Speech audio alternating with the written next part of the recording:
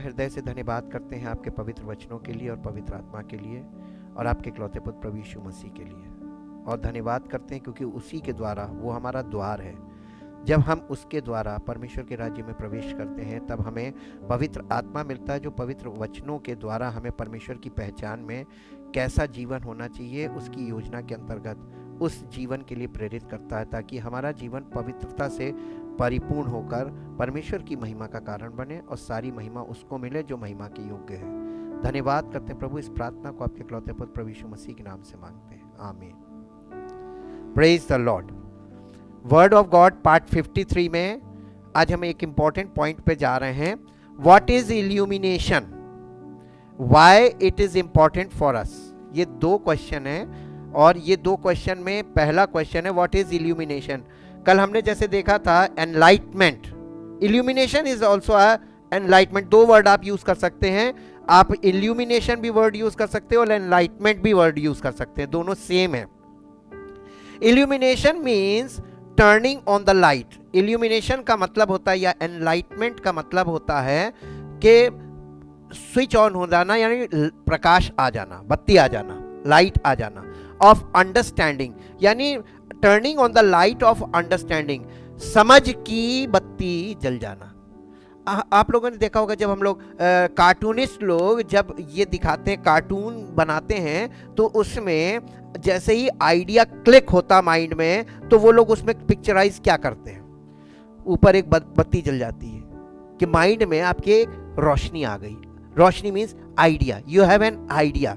तो ये turning on light means of understanding in some area. किसी जीवन के किसी पॉइंट पर आप जैसे किस बात को लेकर बहुत ज़्यादा मेडिटेट करेंगे तो आपको उसमें लाइट जलनी चाहिए, ठीक है।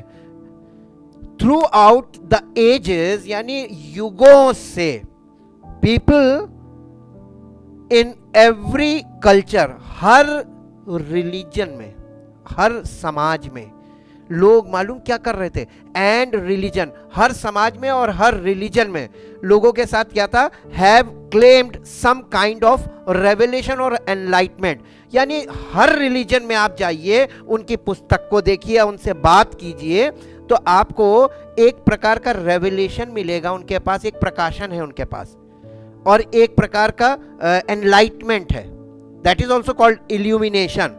और वो इल्यूमिनेशन क्या है, एनलाइटमेंट फ्रॉम गॉड। वो कहेंगे ये हमें परमेश्वर की ओर से ये प्रकाशन मिला हुआ है। तो हर किताब, जो every religious book is the revelation and the claim is, और ये दावा है कि इट इज फ्रॉम गॉड, ये परमेश्वर की ओर से है, आसमानी किताबें हैं, ठीक। अब इसमें एक ब्रैकेट में उन्होंने बताया वेदर ट्रू और नॉट, यानी वो रेवलेशन जो क्लेम किया जा रहा है कितना सच है, कितना झूठ है, क्या प्रमाणित हुआ है। इस पुस्तक को प्रमाणित कौन करेगा। हम क्लेम कर सकते हैं लेकिन प्रमाणित नहीं कर सकते। Every religion claim his book, the words in the book are from God. ये इसमें लिखी हुई बातें परमेश्वर की ओर से हैं, ये क्लेम कर सकता है, लेकिन इसको प्रूफ कौन करेगा। नहीं, प्रूफ होनी चाहिए जी। आगे चलते, यही तो स्टडी है। When that enlightenment deals with new knowledge, देखिए there are two types of enlightenment.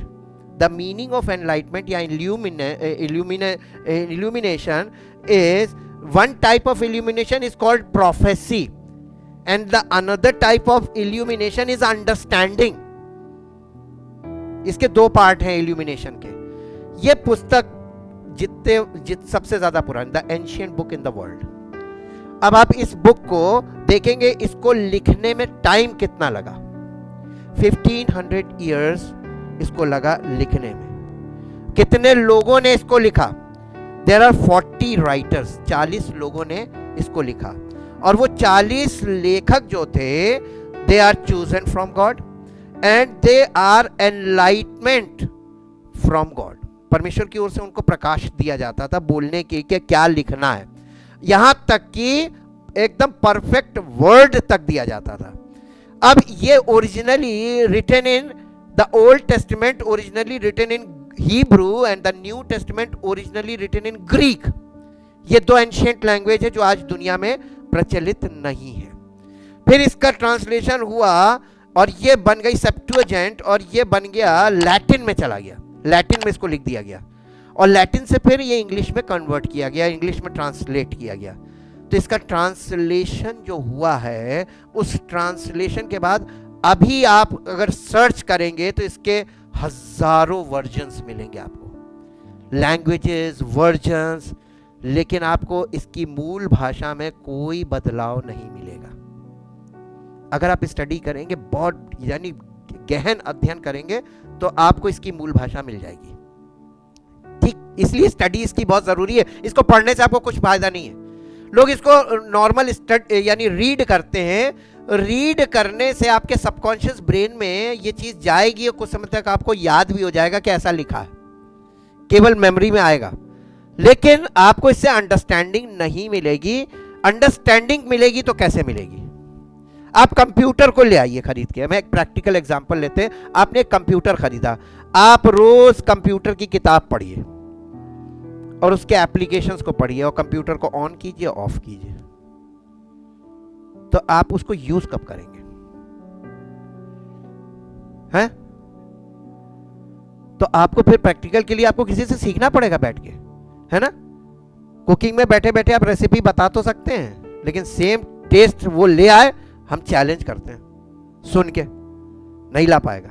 जब तक कि वो खड़े होके रेसिपी जिसकी है उसके साथ खड़े होके वहां असिस्ट नहीं करेगा, तब तक नहीं ला पाएगा। क्योंकि कौन सी चीज किसके बाद डालनी है, कब डालनी है, ये तो प्रैक्टिकल है। यहां पे आप उस वाले पार्ट्स को मिस करते हैं जब आप इसको खाली पढ़ते हैं। इसके प्रैक्टिकल पार्ट आपको कभी नहीं मिलेंगे, और जब तक इसका प्रैक्टिकल आपकी लाइफ में नहीं है, ये आपके लिए ये पुस्तक है। और इसीलिए दुनिया में सब लोग इसको लपेट के किनारे रख देते हैं, क्योंकि ये पुस्तक है। ये पुस्तक हमारे जीवन में लिविंग बन सकती है, हमारा जीवन इसका प्रमाण बन सकता है कि हाँ, परमेश्वर का वचन सत्य है। ठीक, आगे बढ़ते हैं। When that enlightenment deals with new knowledge of future things, we call it prophecy. अगर कोई जानकारी आपको दी जा रही है जो इससे पहले आपको नहीं थी, आपके लिए नई जानकारी है, नई नॉलेज है, नया ज्ञान है, तो वो ज्ञान आपके लिए, और भविष्य की बातें आपको जब बताई जा रही हैं, तो वो आपके लिए एक प्रोफेसी के रूप में होती है, एक भविष्यवाणी के रूप में। जैसे जब टेलीविजन नहीं था और लोग कहते थे कि ऐसा होगा कि वो एक स्क्रीन होगी, उसमें हम लोग सब देखा करेंगे, एक कल्पना थी वो, और वो कल्पना एक भविष्यवाणी थी। तो भविष्यवाणी और कल्पना में कोई अंतर नहीं, बोथ आर सेम। क्योंकि हम किसी चीज की कल्पना अगर कर रहे हैं, भविष्य की कल्पना कर रहे हैं, तो वो कल्पना एक भविष्यवाणी हो सकती है, लेकिन एग्जैक्टली वैसा हो ये पॉसिबल नहीं है। तो इसको भविष्यवाणी कहते हैं, प्रोफेसी कहते हैं। When that enlightenment deals with understanding and applying knowledge already given, यानी आपको कोई चीज पहले से दे दी गई है, लेकिन वो आपकी समझ में नहीं आ रही है। अगर वो चीज आपकी समझ में आने लगे, that type of illumination is called, that type of knowledge या understanding is, we call it illumination। इसी को प्रकाशित होना कहते हैं, यानी आपकी बुद्धि में वो बात आ गई, प्रकाशित हो गई, अंदर एनलाइटमेंट आ गया। और जब तक एनलाइटमेंट नहीं आएगा इस वचन का, तब तक आपकी जिंदगी में उसका इफेक्ट दिखाई नहीं देगा। और जब तक पेड़ में फल नहीं आता, क्या पेड़, आपसे कोई कहे ये सेब का पेड़ है, 10 साल में भी उसमें फल नहीं आया, तब भी आप लोगों से कहेंगे ये सेब का पेड़ है। लोग कहेंगे तुम कह रहे हो तो हम मान ले रहे हैं, लेकिन हम मानेंगे तब जब इसमें फल होगा, प्रूव्ड चीज होनी चाहिए। आज 21वीं सदी में बताइए कौन किसको मूर्ख बना सकता? दुनिया तो पहले से मूर्खता में, इतनी ज्यादा मूर्खता में कि मूर्ख को कौन मूर्ख बनाएगा? Is it possible? तो अब आप देखिए, हम 2 एग्जाम्पल देखेंगे इस विषय में, प्रोफेसी के विषय में और अंडरस्टैंडिंग के विषय में। ये 2 एनलाइटमेंट के 2 पार्ट है। नंबर 1, यूहन्ना रचित सुसमाचार, उसका 4 अध्याय का 19, 28 और 29 पद। स्त्री ने उससे कहा, सामरी स्त्री यीशु मसीह से आके मिली और वो सामरी स्त्री ने यीशु मसीह से कहा, हे प्रभु मुझे लगता है कि तू भविष्यवक्ता है। उसको ऐसा क्यों लग रहा था कि वो भविष्यवक्ता है? वो अज्यूम कर रही थी, लगता है लिखा ना, शी अज्यूम, वो इस बात को यानी अनुमान लगा रही थी कि ये मुझे भविष्यवक्ता लग रहा है जी। तब स्त्री अपना घड़ा छोड़कर नगर में चली गई और लोगों से कहने लगी, आओ एक मनुष्य को देखो जिसने सब कुछ जो मैंने किया मुझे बता दिया। कहीं यही तो मसीह नहीं है? फिर देखिए अज्यूम कर रही है, कंफर्मेशन नहीं है, पूरे कॉन्फिडेंस से नहीं कह रही ये मसीह है, वो कह रही कहीं यही तो मसीह नहीं जी। ये क्या था? ये असम्पशन था ना। This is called prophecy. Prophecy is a type of assumption, वो एक कल्पना है जी। इसके बाद आप आ जाइए 16 अध्याय यूहन्ना रचित सुसमाचार 16 अध्याय 13 से 17 पद। परंतु जब वो अर्थात सत्य का आत्मा आएगा तो तुम्हें सब सत्य का मार्ग बताएगा, क्योंकि वो अपनी ओर से ना कहेगा, परंतु जो कुछ सुनेगा वही कहेगा और आने वाली बातें तुम्हें बताएगा। यानी वो भविष्यवाणी को खोलने का काम करेगा, आने वाली बातें तुम्हें बताएगा, वो मेरी महिमा करेगा, क्योंकि वो मेरी अपनी ओर से कुछ नहीं कहेगा, मेरी बातों में से लेकर तुमको। अब बताइए यीशु मसीह की बातें उसको कहां से मिलेंगी? पवित्र आत्मा को। एविडेंस इज दिस, हमारे पास एविडेंस है ना, और हमें कैसे पता चलेगा ये पवित्र आत्मा है? जब वो यहां से बताएगा आपको और आपके दिमाग में बत्ती जल जाएगी ना, तो आपको पता चल जाएगा कि ये पवित्र आत्मा है जी। जो कुछ पिता का है वो सब मेरा है। इसलिए मैंने कहा कि वो मेरी बातों में से लेकर तुम्हें बताएगा। थोड़ी देर में तुम मुझे ना देखोगे। ये कहाँ निकल गई आगे? 17 था। थोड़ी देर में तुम मुझे ना देखोगे और फिर थोड़ी देर में मुझे देखोगे। तब उसके कुछ चेलों ने आपस में कहा ये क्या है जो वो हमसे कहता है, थोड़ी देर में तुम मुझे ना देखोगे और फिर थोड़ी देर में मुझे देखोगे। और ये इसलिए कि मैं पिता के पास जाता हूँ। ये हो गया बेटा। इंग्लिश में आ जाओ, इंग्लिश में John chapter 4 verse 19, 20, 28 and 29। John chapter 4 verse 19 and 28, 29 in English. The woman said to him, Sir, I see and understand that you are a prophet. Then the woman left her water jar and went away to the town. And she began telling the people, Come, see a man who has told me everything that I ever did. Can this be? अब देखिए can आ रहा है। Can का मतलब क्या है? Assuming है ना, वो कल्पना कर रही है या अज्यूम कर रही है, अनुमान लगा रही है कि can this be? Is not this the Christ? Must not this be the Messiah? Be the Messiah, the anointed one? कहीं यही तो नहीं है। ठीक, अब इसके बाद आ जाइए 16 का 13 to 17। But when he pronoun आया, he, who is he? Holy Spirit. This is the third Godhead. God the Father, God the Son and God the Holy Spirit. आप God the Father, उसने हमको दिया लॉ, जिसे अब law of Moses भी कह सकते हैं, 10 कमांडमेंट्स। फिर God the Son, उसने हमें दिया अकॉर्डिंग टू द 10 कमांडमेंट। हम लोग सब मृत्यु के, we are sentence to death, हमें मृत्यु की आज्ञा मिल गई according to the 10 commandments. Jesus came, the second Godhead, the son, he gives us life. हमको उसने जीवन दिया, है ना, मृत्यु से पार वाला जीवन, रेजरेक्टेड लाइफ। और उसके बाद यीशु मसीह ने अपना काम कर दिया और करके अपने ऑफिस में बैठ गया। अब ये किसका टाइम चल रहा है? Who is on the earth? Holy Spirit. This is the age of Holi Spirit. ये पवित्र आत्मा का युग है और पवित्र आत्मा के युग में सबसे ज्यादा लोग भटके हुए हैं। कारण उनको बंदा सही मिल ही नहीं सकता जी। अब ये when he Jesus said, when he the spirit of truth, the spirit of truth, the truth giving spirit, the truth giving spirit comes, he will guide you, जब पवित्र आत्मा आएगा तो वो क्या करेगा? he will guide you। सबसे पहली चीज he will guide you। अब गाइड करने का मतलब क्या होता है? मार मार के गाइड किया जाता है, जबरदस्ती रगेदा जाता है, घसीट घसीट के। गाइड का मतलब क्या होता है? जब बच्चा पढ़ने बैठा है और उसकी कोई बात समझ में नहीं आ रही है तो उसको समझाया जा सकता है, अगर वो समझना चाहे तो।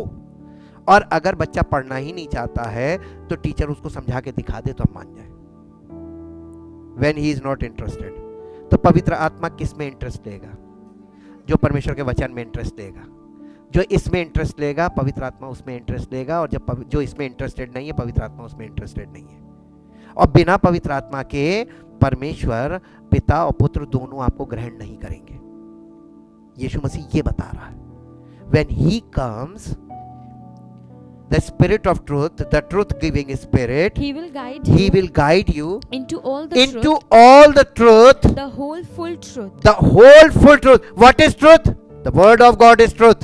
यीशु मसीह ने कहा था तेरा वचन सत्य है, और ये बाइबल में ढेर सारी वर्सेस हैं जहां लिखा है परमेश्वर का वचन, रिटन वर्ड जो ये सत्य है।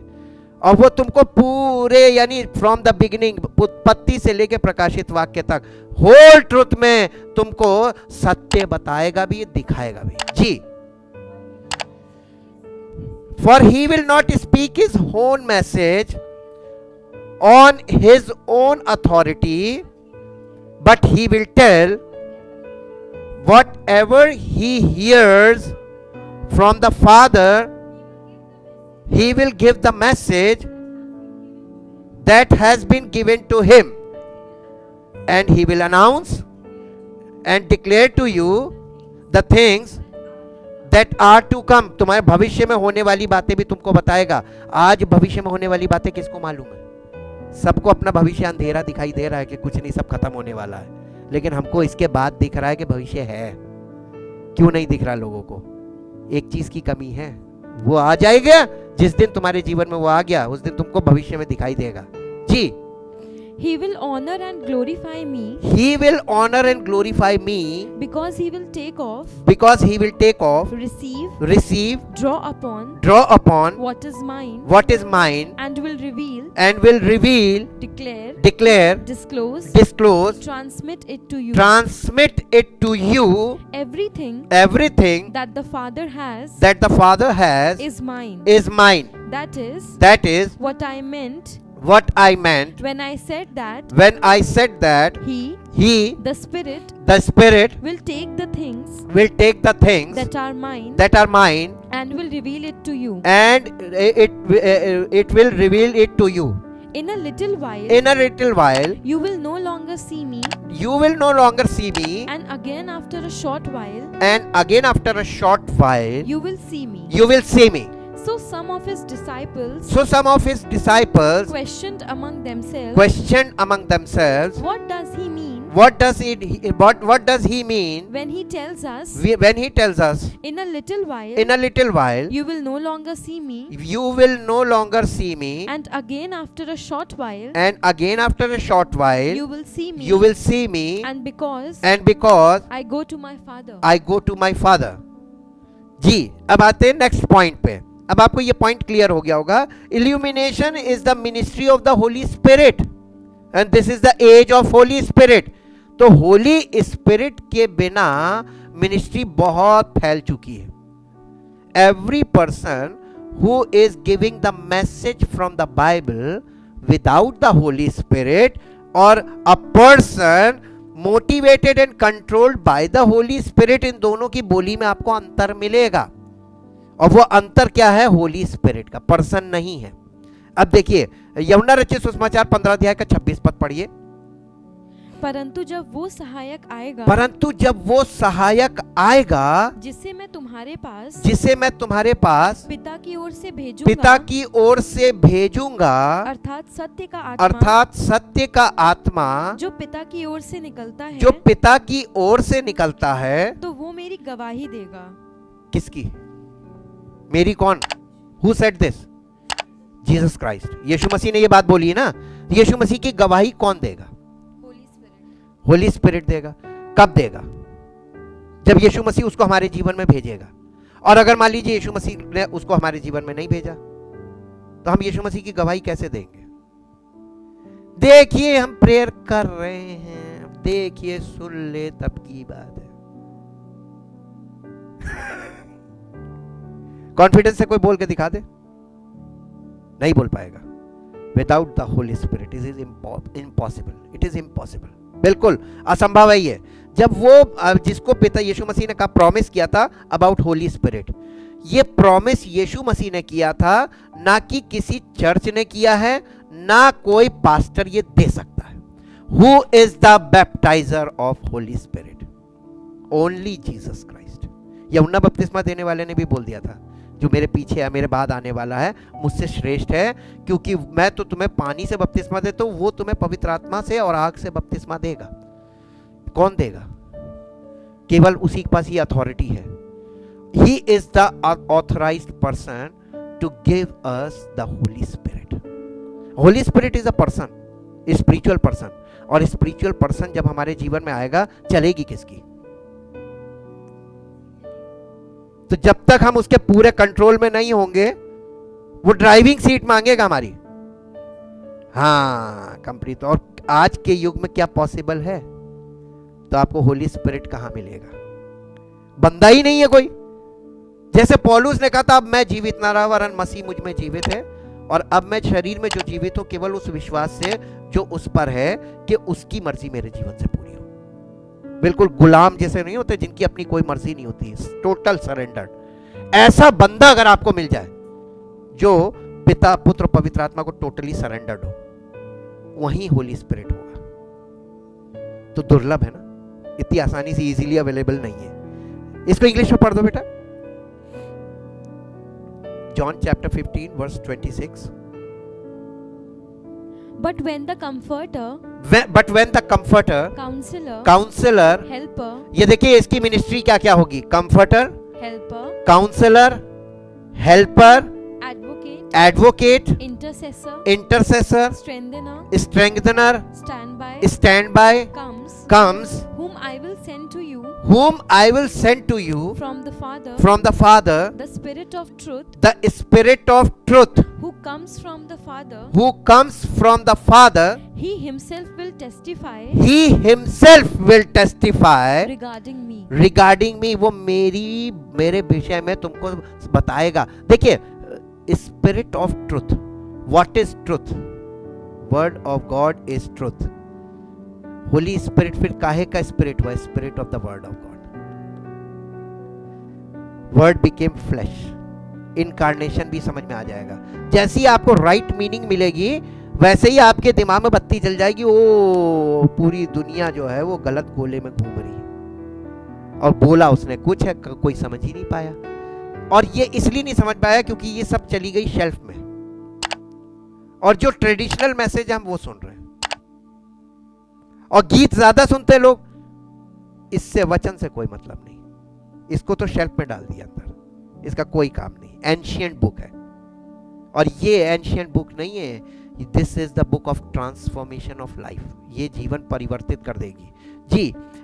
16 chapter, the gospel of John chapter 16 verse 7 to 14। तो भी मैं तुमसे सच कहता हूं, अरे गलत निकल गया, कि मेरा जाना तुम्हारे लिए अच्छा है, तुम्हारे लिए अच्छा है, क्योंकि यदि मैं ना जाऊं तो वो सहायक तुम्हारे पास ना आएगा, परंतु यदि मैं जाऊं तो जाऊंगा तो उसे तुम्हारे पास भेजूंगा, वो आकर संसार को पाप और धार्मिकता और न्याय के विषय में निरुत्तर करेगा। पाप के विषय में इसलिए कि वो मुझ पर विश्वास नहीं करते, कि संसार के लोग यीशु मसीह पर विश्वास नहीं करते, और धार्मिकता के विषय में इसलिए कि मैं पिता के पास जाता हूँ और तुम मुझे फिर ना देखोगे, न्याय के विषय में इसलिए कि संसार का सरदार दोषी ठहराया गया है। इंग्लिश जल्दी से खटाक, English. However, I am telling you nothing but the truth when I say it is profitable, good, expedient, advantageous for you that I go away. यीशु मसीह अपने चेलों से कह रहा था, मेरा जाना तुम्हारे लिए बहुत लाभदायक है जी। Because if I do not go away, the comforter, counselor, helper, advocate, intercessor, strengthener, stand by, will not come to you into close fellowship with you. But if I go away, I will send him to you. I will send him to you to be in close fellowship with you. And when he comes, he will convict and convince the world, and bring demonstration to it about sin, and about righteousness, uprightness of heart, and right standing with God, and about judgment, about sin, because they do not believe in me, about righteousness, because I go to my Father, and you will no longer see me, about judgment, because the ruler, evil genius, prince of this world, Satan, is judged and condemned, and sentenced already, is passed upon him. अब आपको clear हुआ? अब इसी के बाद दूसरे point पे आते हैं। इसके 16 से 14 हो गया ना। अब इसके बाद Holi spirit works through a person who is motivated and controlled by the Holi spirit, यानी पवित्र आत्मा एक व्यक्ति के द्वारा ही काम करेगा। पवित्र आत्मा कभी भी ऐसे, यानी स्पिरिट कभी भी ऐसे काम नहीं करती है। स्पिरिट काम करती है थ्रू ह्यूमन बॉडी। जब परमेश्वर को अपने आप को प्रकट करना था, तो यीशु नाम का बच्चा जन्मा और उस पर परमेश्वर का आत्मा उतरा, और लिखा हुआ है कि परमेश्वर को कभी किसी ने नहीं देखा, इकलौते पुत्र ने उसको इस संसार में प्रकट किया। His name is Jesus Christ. ठीक, तो परमेश्वर आत्मा है। उस परमेश्वर को जो आत्मा है उसको किसने प्रकट किया?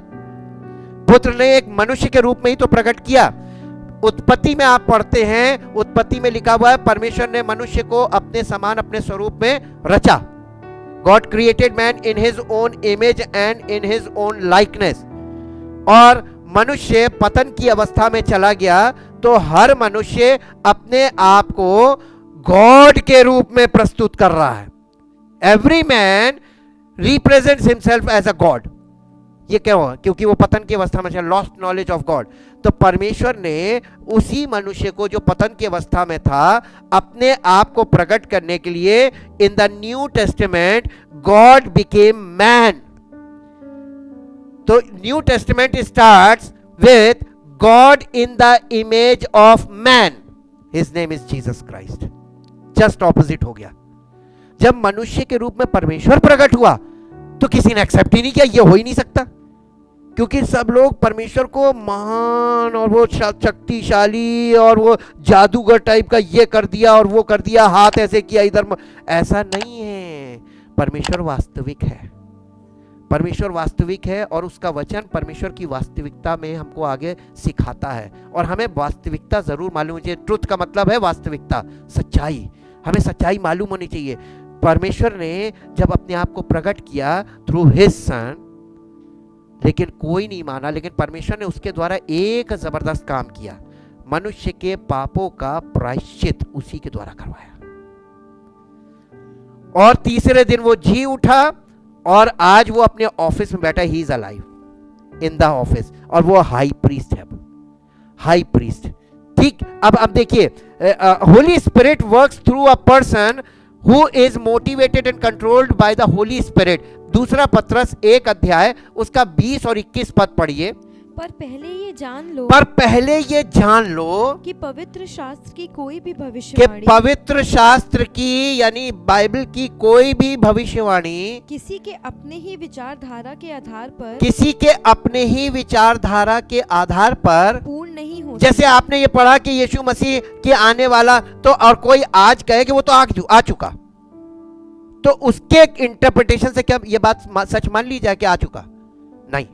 इसलिए यहां पे बताया गया कि बाइबल की कोई भी भविष्यवाणी किसी की अपनी विचारधारा के आधार पर पूर्ण नहीं होती है, क्योंकि कोई भी भविष्यवाणी मनुष्य की इच्छा से कभी नहीं हुई, पर भक्तजन पवित्र आत्मा के द्वारा उभारे जाकर परमेश्वर की ओर से बोलते थे। किसकी ओर से?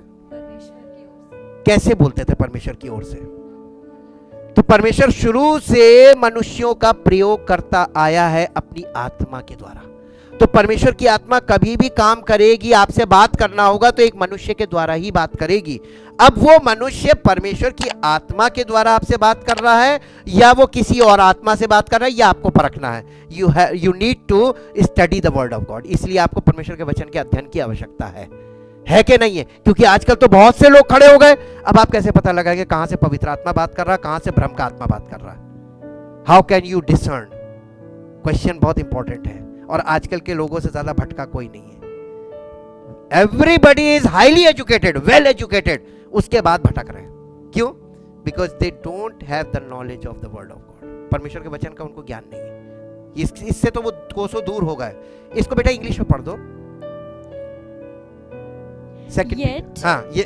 Yet first you must understand this, that no prophecy of scripture is a matter of any personal or private or special interpretation। परमेश्वर के वचन को किस तरीके से इंटरप्रेट नहीं किया जा सकता है? प्राइवेट इंटरप्रिटेशन इसका नहीं, इसका व्यक्तिगत कोई अनुवाद नहीं कर सकते आप। दूसरा पर्सनल, प्राइवेट है, फिर पर्सनल है और फिर उसके बाद स्पेशल। इसमें कोई स्पेशल इंटरप्रिटेशन नहीं है जी।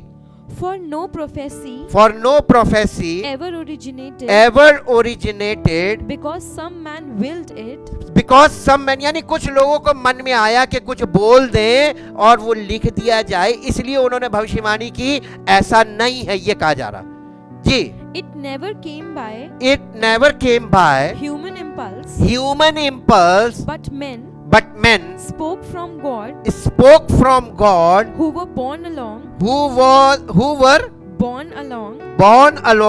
moved and impelled by the Holy Spirit। बिना पवित्र आत्मा के कोई व्यक्ति भविष्यवाणी कर ही नहीं सकता।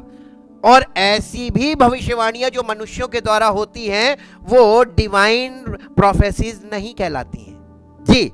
अब आप देखिए, और कितनी किताबें लिख दी गई होंगी मनुष्यों के द्वारा प्राचीन काल से। अब ये बताइए, आज सारी किताबें इससे टक्कर ले रही,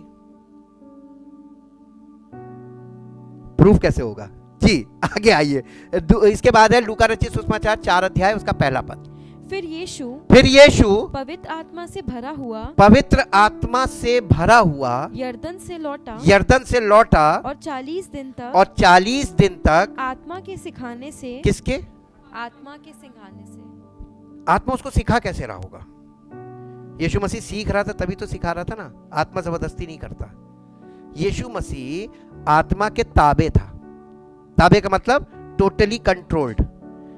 तो वो यीशु मसीह उसके कंट्रोल में था, तभी तो पवित्र आत्मा उसको सिखा रहा था। और आत्मा के सिखाने से जंगल में फिरता रहा। English Then Jesus full of and controlled by the Holy Spirit. English में ज्यादा क्लियर है। Full of Holy Spirit and controlled by the Holy Spirit returned from the Jordan and was led in का मतलब क्या हुआ? उसको कौन लेके गया था जंगल में? अरे होली स्पिरिट उसको महल में क्यों नहीं ले गया? बड़े ऊंचे स्टेज पे क्यों नहीं ले गया? बहुत ऊंची गद्दी पे क्यों नहीं बैठा दिया? शैतान वहां नहीं मिलता है। शैतान जहां मिलता वहां लेके गया। जहां तुम भूखे रहोगे वहां मिलेगा। 40 दिन तक जी led in by the Holy Spirit in the wilderness। ठीक, अब इसके बाद आ जाइए प्रेरितों के काम 1 अध्याय 8 पद। The book of Acts chapter 1 verse।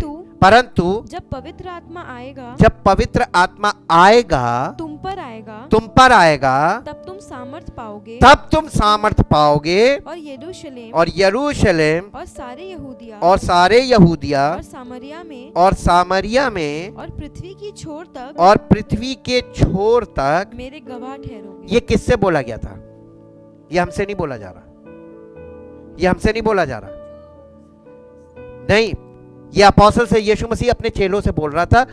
जब उसका स्वर्गारोहण था उससे पहले उसने बोला, जब पवित्र आत्मा तुम पर आएगा तब तुम सामर्थ पाओगे, ठहरे रहना। ठीक, ये उनके लिए ये मैसेज था।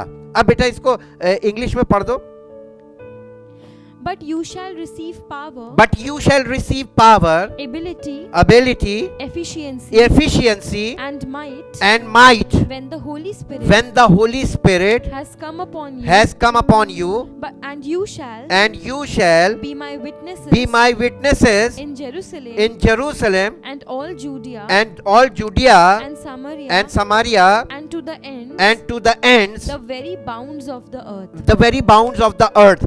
कि ये पवित्र आत्मा जीवन पे जब आएगा तो वो करेगा क्या? उसने क्या बताया था? You will be my witnesses। अभी हमने पढ़ा जब यीशु मसीह ने कहा जब वो पवित्र आत्मा आएगा तो मेरी गवाही देगा। लेकिन कैसे? हवा में नहीं देगा। जब तुम्हारे ऊपर आएगा तो पहले ये बताएगा कि यही है, हमें सबसे पहले बताएगा, वो उसकी गवाही देगा। इसके बाद हम आते हैं ministries of the apostles is the best example of the ministry of the Holi spirit. पवित्र आत्मा की सेवकाई को अगर आप देखना चाहते हैं तो प्रेरितों के काम की पुस्तक को पढ़ें। उसमें देखिए पवित्र आत्मा ने उन मनुष्यों के द्वारा कैसे काम किया। आज वो चीज दिख रही है। That is called the first century church. पहली सदी की कलीसिया वही है जो प्रेरितों के काम से शुरू हुई है, पेंतेकोस्त के दिन से, और आज देखिए कि कहां पहुंच गए। फिर प्रकाशित वाक्य में आपको जाना पड़ेगा आज की कलीसिया देखने के लिए कि सब अंधे, गूंगे, बहरे, नंगे, ये सब बोला गया है कि तुम कहते तो कि हम अमीर हो गए, लेकिन तुम लोग बिल्कुल कंगाल हो। स्पिरिचुअली सब कंगाल है, पैसों से अमीर हो गए। तो प्रकाशित वाक्य की कलीसिया और पहली सदी की कलीसिया के बीच का अंतर आप स्टडी करेंगे तब पता चलेगा कहां पहुंच गई कलीसिया जी। इसके साथ इसके लिए पढ़ लीजिए, आपको मिलेगा प्रेरितों काम 2 अध्याय 4 पद। वे सब पवित्र आत्मा से भर गए। वहां पे 120 लोग थे पेंतिकोस्त के दिन। वे सब पवित्र आत्मा से भर गए और जिस प्रकार आत्मा ने उन्हें बोलने की सामर्थ दी। किसने दी सामर्थ? आत्मा ने। वो अपनी मर्जी से कुछ नहीं बोल रहे थे। वो क्या बोल रहे थे? जो पवित्र आत्मा बोलना चाह रहा था वो बोल रहे थे। इसी को कहते हैं impelled by, controlled by, motivated by जी। वे अन्य भाषा बोलने लगे। हिंदी में बिल्कुल ऐसा दिया है कि कोई कभी समझ नहीं सकता। हिंदी बाइबल से आप कभी भी स्टडी नहीं कर सकते। इंग्लिश में पढ़ो, अभी देखो एकदम चिट्ठा खुलेगा। And they were all filled, diffused throughout their souls with the Holy Spirit and began to speak in other different foreign languages,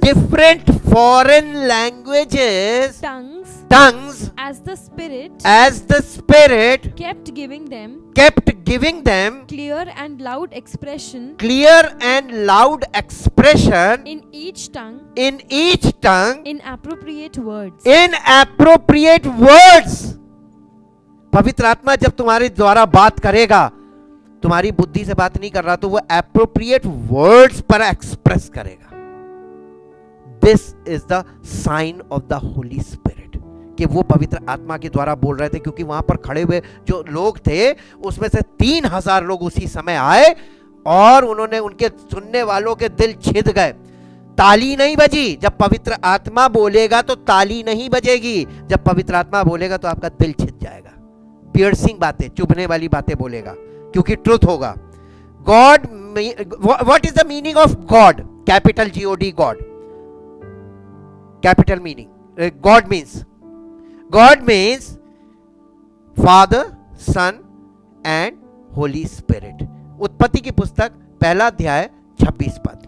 फिर परमेश्वर ने कहा हम मनुष्य को, परमेश्वर, लोग कहते हैं परमेश्वर एक है, सिंगुलर, गॉड इज वन. तो यहां पे परमेश्वर ने कहा हम, तो परमेश्वर ने किससे कहा हम? उसके साथ और कौन था? God is always triune God. इसको ट्रायून गॉड बोलते हैं, त्रिएक परमेश्वर. परमेश्वर कभी भी आपको एक रूप में नहीं, परमेश्वर ने बाइबल में अपने आप को 3 पार्ट में रिवील किया है. God the Father, old testament, God the Son, new testament. और न्यू टेस्टिमेंट के 2 पार्ट है, God the Son and God the Holi Spirit. Pentecost के बाद से किसका टाइम शुरू हुआ? God the Holi Spirit. अभी किसका टाइम चल रहा है? God the Holi Spirit is equal to God the Father and God the Son. Clear? अब देखिए यहां पे क्या लिखा हुआ है. परमेश्वर ने कहा आओ हम मनुष्य को अपने स्वरूप के अनुसार अपनी समानता में बनाए और वे समुद्र की मछलियों और आकाश के पक्षियों और घरेलू पशुओं और सारी पृथ्वी पर और सब रेंगने वाले जंतुओं पर जो पृथ्वी पर रेंगते हैं अधिकार रखे. अधिकारी के तौर पर बनाया था. Crown of the creation. Urdu में बहुत बढ़िया लिखा, अशरफुल मखलूकात. अशरफुल मखलूकात का मतलब होता है क्राउन ऑफ द क्रिएशन. मनुष्य को उसने क्राउन ऑफ द क्रिएशन बनाया था. आज मनुष्य कहां है?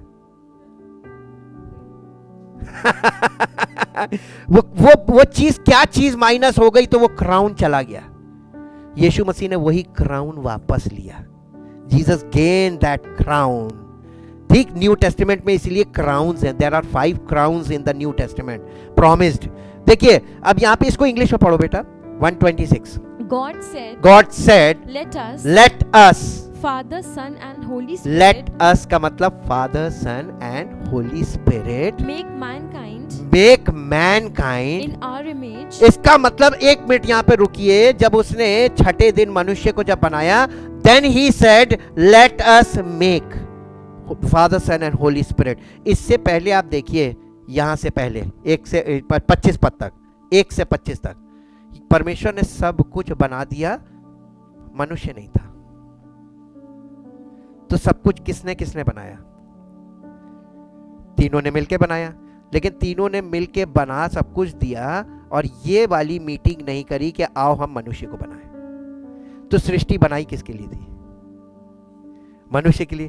तो जिसके लिए उसने सब कुछ बनाया था, उसको बनाने से पहले तीनों ने मीटिंग की. आओ हम इसको बनाइए. अब हम लोग बहुत गलत काम करने जा रहे हैं. अब उसको बनाएंगे, फिर जिसको जिंदगी भर हमें बनाना पड़ेगा. जी. और यहीं से परमेश्वर, इसके बाद परमेश्वर पछताया है. इससे पहले परमेश्वर कभी नहीं पछताया. आप इसको पढ़ लीजिए, वहां पे लिखा है मनुष्य को बनाकर पछताया. एक ही बार परमेश्वर पछताया और बहुत बुरी तरीके से पछताया, मनुष्य को बनाकर।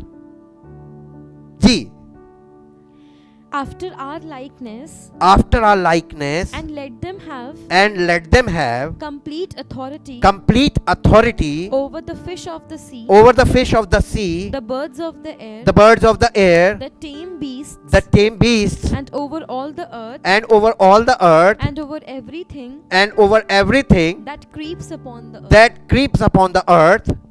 ये अब इसके बाद आ जाइए आप कोलसियों की पत्री 2 अध्याय उसका 9-10 पद पढ़िए। क्योंकि उसमें किसमें? इन क्राइस्ट जीसस, क्योंकि उसमें यानी मसीह में ईश्वरत्व का मतलब क्या होता है? God the Father, God the Son and God the Holi spirit.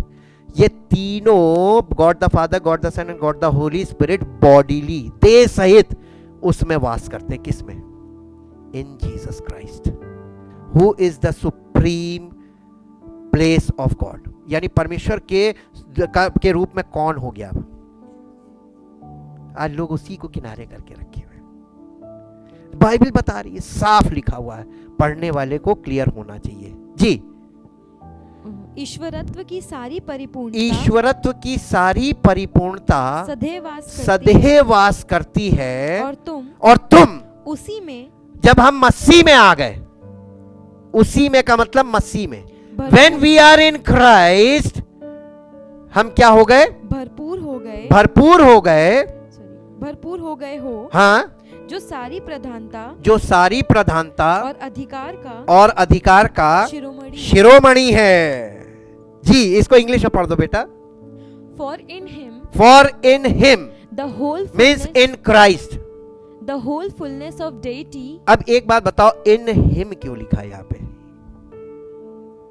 him भी तो प्लूरल हुआ ना। him का मतलब क्या है? हाँ, नहीं तो सिंगुलर कहां है फिर?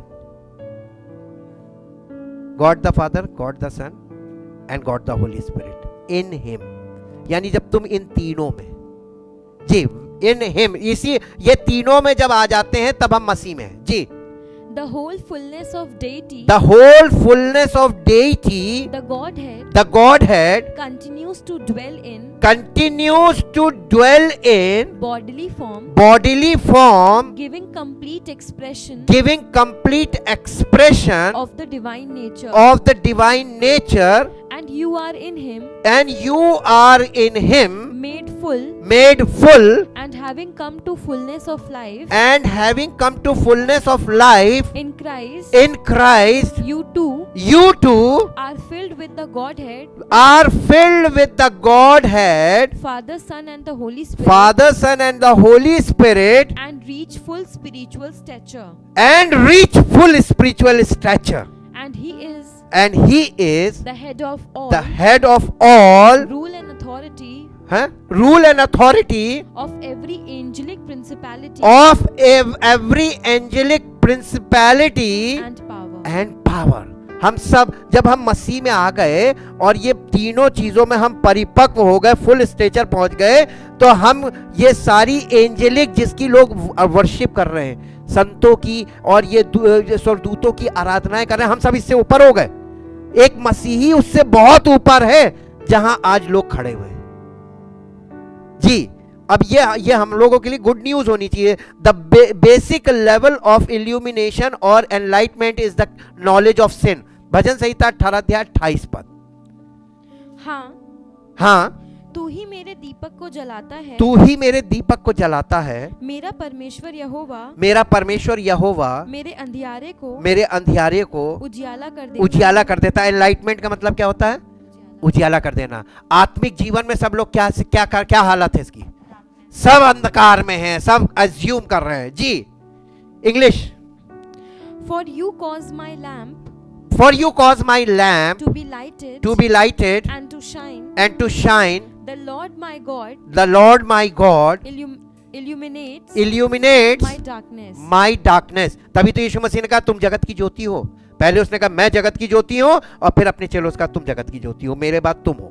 जी, इसके बाद आ जाइए, दूसरा है 119 अध्याय और उसका 130 पद। तेरी बातों के खुलने से प्रकाश होता है। उससे भोले लोग समझ प्राप्त करते हैं। इंग्लिश 119 का 130।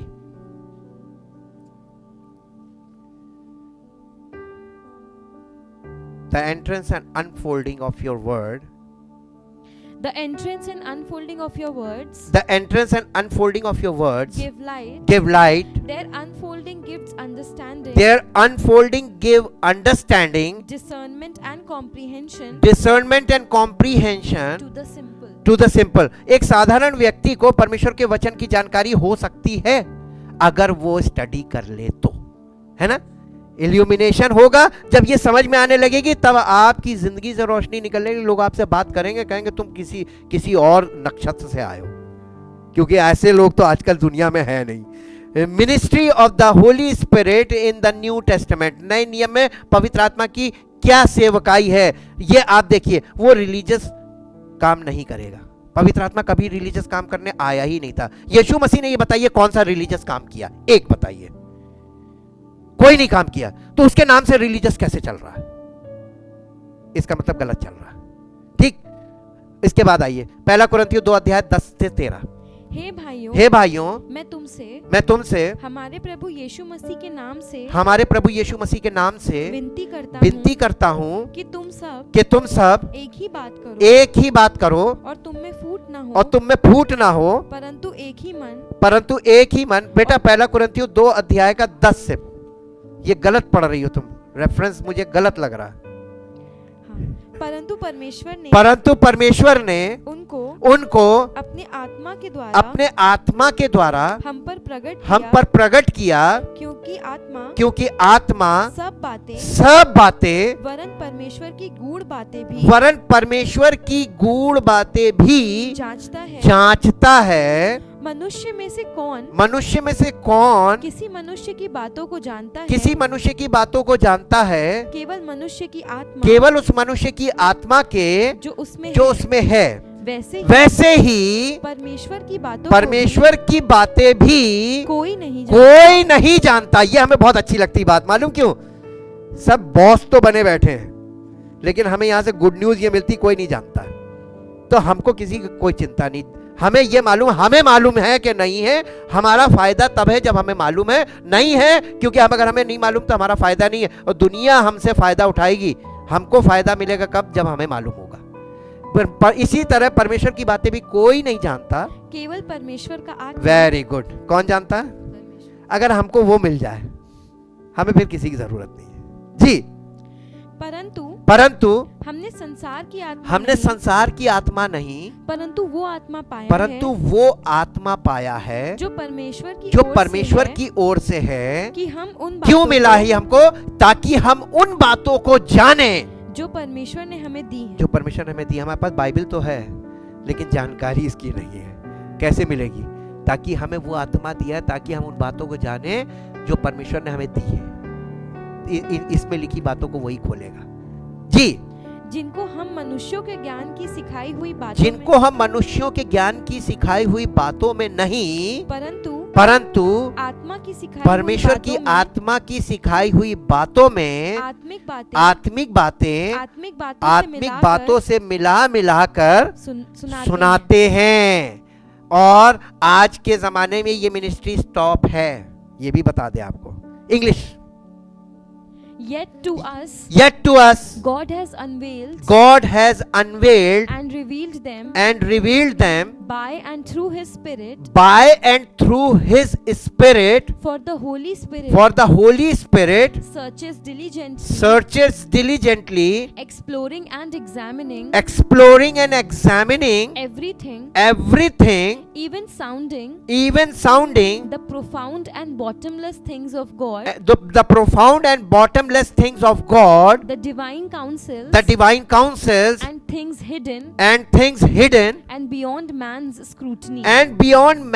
scrutiny, for what person perceives, knows and understands what passes through a man's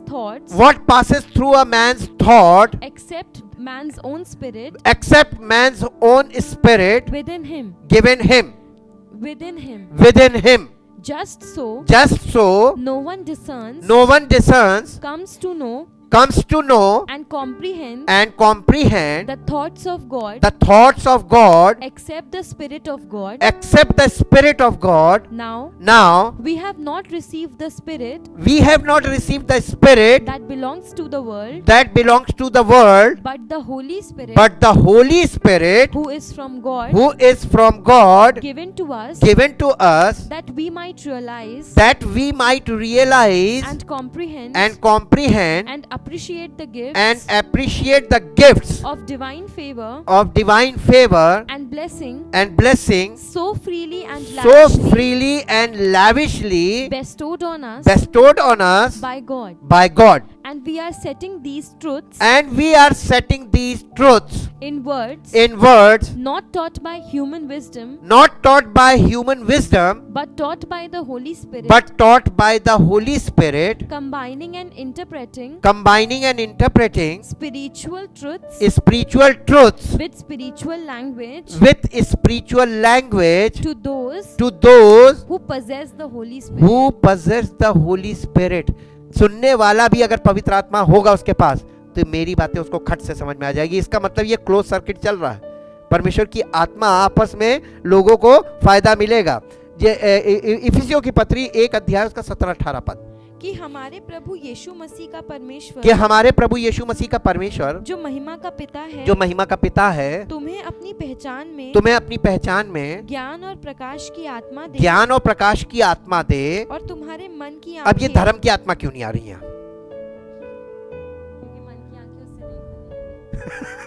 वो तो सब कर रहे हैं पहले ही से।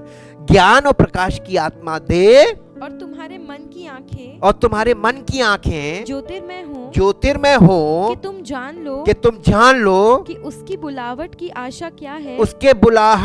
आशा क्या है और पवित्र लोगों में उसकी मिरास की महिमा